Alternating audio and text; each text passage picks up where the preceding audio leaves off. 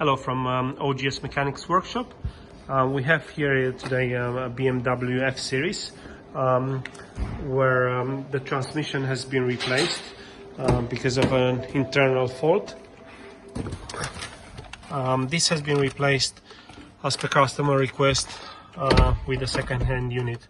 However, on those cars, if the gearbox is replaced complete with mechatronic unit, the car will start but will not engage gears.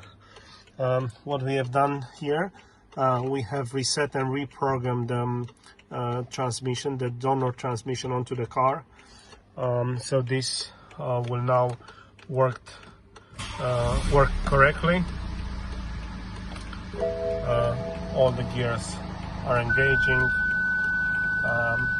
Adaptation they need to be performed, but the replacement and programming, which was the most important part of it, has been completed successfully, and donor transmission operates correctly.